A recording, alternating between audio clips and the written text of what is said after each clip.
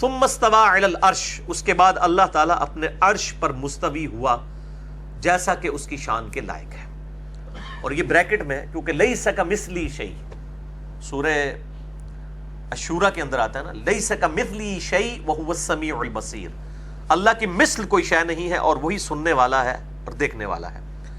تو اللہ کے لیے کوئی مثال نہیں بیان کی جا سکتی کہ اللہ کا عرش پہ مستوی ہونا کیسا ہے، کوئی تمثیل اس کی بیان نہیں ہو سکتی. امام مالک رحمہ اللہ تعالی المتوفی 179 ہجری کا قول بڑا مشہور ہے، کتاب الاعتقاد امام البیہقی کی کتاب میں، کہ امام مالک کہتے ہیں کہ اللہ تعالیٰ کا عرش پہ استوا معلوم ہے، کتاب و سنت سے ہمیں معلوم ہے کہ اللہ تعالیٰ اپنے عرش پہ ہے. ایمان لانا واجب ہے، کیفیت مجہول ہے، یعنی ہمیں یہ نہیں پتا کہ اس کا استوا علی العرش کیسا ہے، کیونکہ لیس کمثلی شیء، اس کی مثل تو کوئی شے نہیں ہے.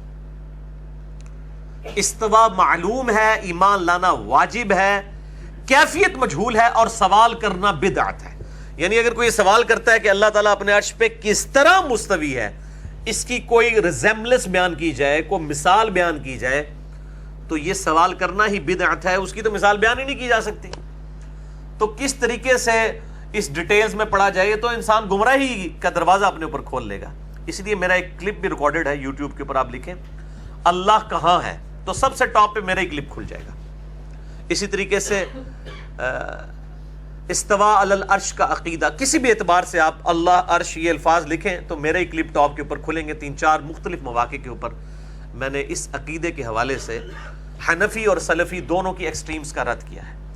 یعنی حنفی ایک دوسری ایکسٹریم پہ چلے گئے، انہوں نے کہا کہ استوا علی العرش کی ہم تعویل کریں گے، ان کو اپنے اصلی معنوں میں معمول نہیں سمجھیں گے، بلکہ اللہ کا جو ہے وہ تخت حکومت جو ہے وہ عرش ہے، اللہ کی تجلیات کا مرکز عرش ہے، لیکن یہ نہیں کہیں گے کہ اللہ عرش پر ہے. اب یہ کیسے نہ کہا جائے، الرحمن علی العرش استوا، واضح قرآن حکیم میں کم از کم 6 دفعہ اسی طرح کی ملتی جلتی آیات آئی ہیں. ثم استوى علی العرش سورۃ الاعراف میں بھی آئی، اور سورہ ہود کے اندر، سورہ سجدہ کے اندر، حتیٰ کہ امام احمد بریلوی صاحب المتوفی 1340 ہجری، انہوں نے جو ترجمہ کیا ہے کنز الایمان میں الرحمن علی العرش استوى، سورہ طٰہٰ کی شروع کی آیات کا، تو انہوں نے یہی ترجمہ کیا ہے کہ رحمان نے اپنے عرش پر استوا فرمایا، رحمان اپنے عرش پر مستوی ہوا، بریکٹ میں لکھا جیسا کہ اس کی شان کے لائق ہے. تو انکار انہوں نے بھی نہیں کیا. اور دوسری اسٹریم کے اوپر ہمارے سلفی علماء، خصوصاً اس میں بھی جو عرب کے علماء ہیں، وہ بہت زیادہ ایکسٹریم رویے پہ چلے جاتے ہیں، اور بسا اوقات ان کے عقائد سے یعنی یوں معلوم ہوتا ہے جیسا کہ وہ مجسمہ کا عقیدہ رکھتے ہیں، کہ اللہ تبارک و تعالیٰ کے لیے شاید اس طرح کی ریزیمبلنس بعض اوقات وہ بیان کر جاتے ہیں، اور اس طرح کی وہ اسٹرکٹنس بیان کرتے ہیں، اور جو قرآن حکیم میں آیات اللہ تعالیٰ کی معیت کی ہیں، وَهُوَ مَعَكُمْ أَيْنَمَا كُنْتُمْ، وہ جہاں کہیں بھی تم ہو وہ تمہارے ساتھ ہوتا ہے. یا اسی طریقے سے نَحْنُ أَقْرَبُ إِلَيْهِ مِنْ حَبْلِ الْوَرِيدِ، ہم تمہاری رگے جاں سے زیادہ تمہارے قریب ہیں. یا سورۃ المجادلہ میں آیا کہ تم 3 نہیں ہوتے کہ چوتھا تمہارا رب تمہارے ساتھ ہوتا ہے، تم 5 نہیں ہوتے کہ چھٹا تمہارا رب تمہارے ساتھ ہوتا ہے، نہ اس سے کم نہ اس سے زیادہ، تم جہاں کہیں بھی ہو وہ تمہارے ساتھ ہوتا ہے. پھر بخاری اور مسلم کی متفق علیہ حدیث ہے کہ ایک سفر کے دوران چند اصحاب بلند آواز سے اللہ اکبر لا الہ الا اللہ پڑھ رہے تھے، تو آپ صلی اللہ علیہ وآلہ وسلم نے انہیں منع فرمایا، اور فرمایا کہ تم کسی بہرے اور غائب کو نہیں سنا رہے ہو، تم اس کو سنا رہے ہو جو تمہاری سواری کی گردن، یعنی اونٹ پہ تم بیٹھے ہو اس کی گردن سے بھی زیادہ وہ تمہارے قریب ہے، تم کسی بہرے اور غائب کو نہیں سنا رہے ہو. اور پھر آپ نے فرمایا میں تمہیں جنت کے خزانوں میں سے ایک خزانہ عطا فرماتا ہوں، وہ ہے لا حول ولا قوت الا باللہ، نہیں ہے طاقت گناہوں سے بچنے کی اور نہ ہے قوت نیکیاں کرنے کی مگر اللہ کی توفیق کے ساتھ. یہ حدیث بخاری اور مسلم دونوں میں موجود ہے، اور میں نے یہ جو بلو کارڈ میں جو وظائف لکھے ہیں اس میں نے اس حدیث کا نمبر بھی دیا ہے، لا حول ولا قوت الا باللہ. صحیح بخاری میں 6409 ہے اور صحیح مسلم میں 6862 ہے. یہ مکمل حدیث آپ پڑھ کے دیکھیں تو آپ کا اللہ تعالیٰ کی معیت کے بارے میں عقیدہ بالکل کلیئر ہو جائے گا. اب نبی علیہ السلام جو مثال بیان فرما رہے ہیں تمہاری سواری کی گردن سے بھی زیادہ تمہارے قریب ہے، اور پھر ساتھ ارشاد فرما رہے ہیں کہ تم کسی بہرے اور غائب کو نہیں سنا رہے ہو. جب بہرا اور غائب نہیں ہے وہ، تو اس کے الٹ پھر کیا کیا جائے گا کہ وہاں موجود اور سننے والا ہے، کیونکہ بہرا اور غائب نہیں ہے تو ظاہر اپوزٹ ہے۔ موجود کیسا ہے؟ جیسا کہ اس کی شان کے لائق ہے، اپنے عرش پہ مستوی ہوتے ہوئے بھی وہ ہمارے ساتھ ہے، اس کے لیے ریزیمبلنس نہیں بیان کی جائے گی۔ اس میں پھر بعض اہل حدیث علماء جو ہے وہ غلوف کے اندر چلے جاتے ہیں، وہ کہتے ہیں جب ہم ٹوائلٹ میں جاتے ہیں تو کیا اللہ تعالیٰ ہمارے ساتھ اس وقت ٹوائلٹ میں بھی موجود ہوتا ہے؟ جی ہاں، جیسا کہ اس کی شان کے لائق ہے وہ ہر وقت ہمارے ساتھ ہے۔ وہ تو اللہ تعالیٰ قرآن حکیم میں فرماتا ہے جب تم رات کے وقت اپنی چادروں میں لپٹے ہوئے ہوتے ہو، ٹھیک ہے، تو اللہ تعالیٰ سے تم اس وقت بھی پوشیدہ نہیں ہوتے ہو، تم اپنے کپڑوں میں بھی اللہ تعالیٰ سے پوشیدہ نہیں ہوتے ہو، ٹھیک ہے، تو اللہ تعالیٰ سے تو کوئی پردہ نہیں ہے۔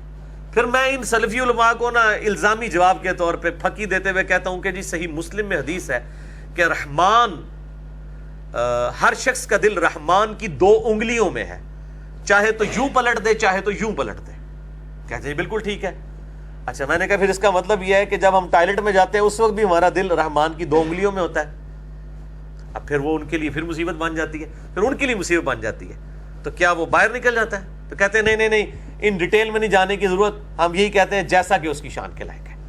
تو وہ جب الزامی جواب دیا جائے نا پھر فوراً بیک فوٹ پہ آ جاتے ہیں۔ اسی طریقے سے رحمان اپنے عرش پہ ہوتے ہوئے ہمارے ساتھ ہے جیسا کہ اس کی شان کے لائق ہے، اس کی مائیت ہمارے ساتھ ہے، لیکن اس کے لیے کوئی تمثیل بیان نہیں کی جائے گی، ادروائز ایک مصیبت کھڑی ہو جائے گی۔ اور میں جہاں جہاں یہ آیات آ رہی ہیں میں بڑی ڈیٹیل کے ساتھ بول رہا ہوں اس حوالے سے تاکہ کوئی فتنہ کھڑا نہ ہو، کیونکہ دونوں طرف ایکسٹریم رویے پائے جاتے ہیں۔ لہذا درمیان کا معاملہ یہ ہے کہ اللہ تعالیٰ کی طرف سے جو دونوں آیات نازل ہوئی ہیں، معیت کی بھی اور استوا علی العرش کی، دونوں کو من و عن اسی طریقے سے بغیر کسی کیفیت کے قبول کیا جائے۔ اور پاکستان میں بھی 2 اہل حدیث علماء ایسے ہیں کہ جنہوں نے جرأت کی ہے۔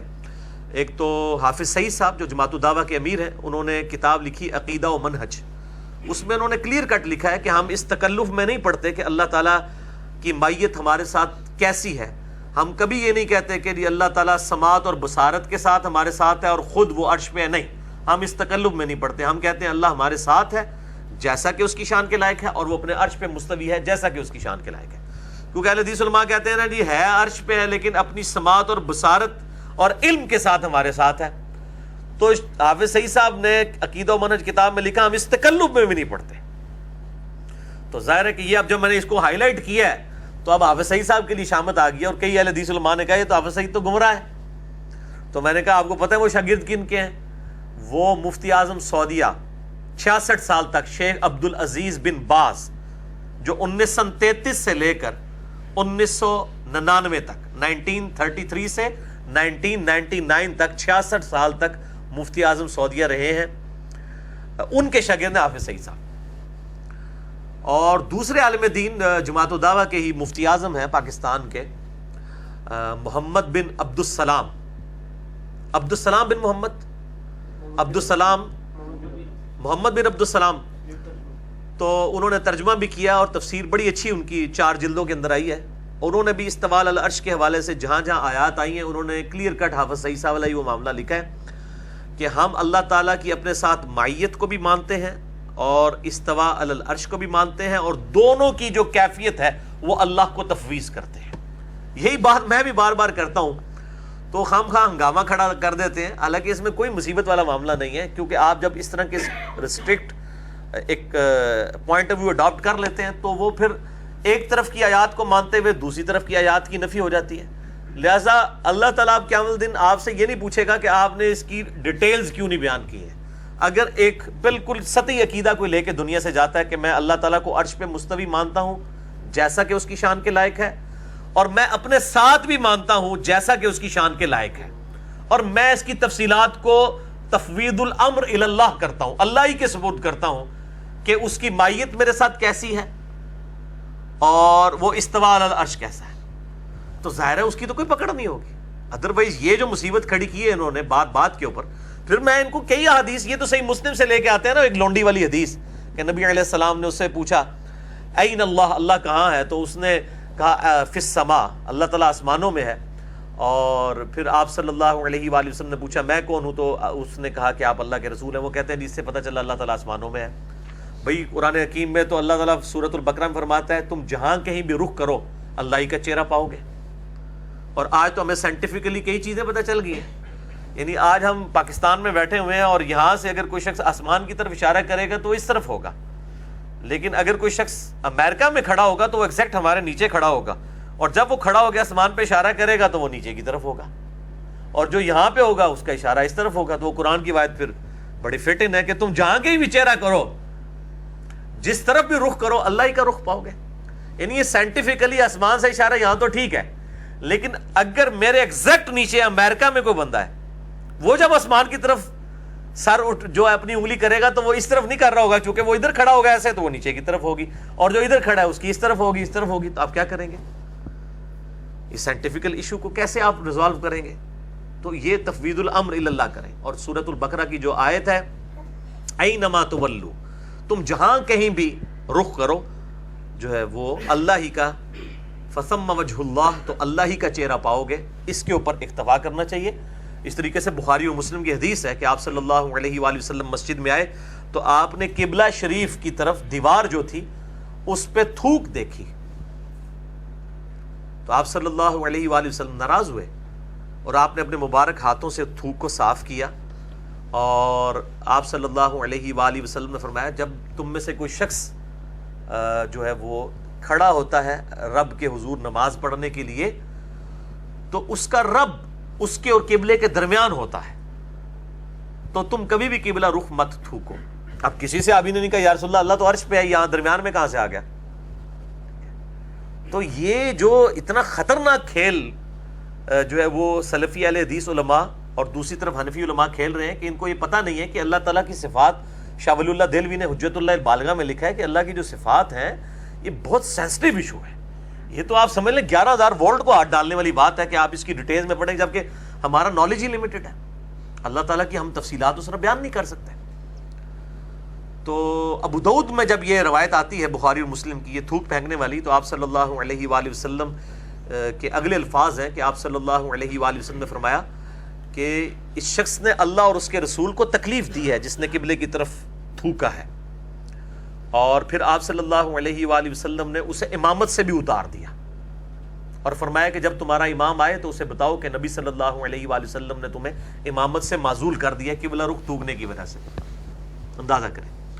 اس لیے میں کہتا ہوں تھوکتے وقت, پیشاب کرتے وقت, ایون ٹانگیں بھی سیدھی کرنی ہو تو قبلہ رخ کے اعتبار سے رسپیکٹیبل ایٹیچیوڈ ہمارا ہونا چاہیے. اس حوالے سے میرا ایک کلپ بھی چڑھا ہوا ہے.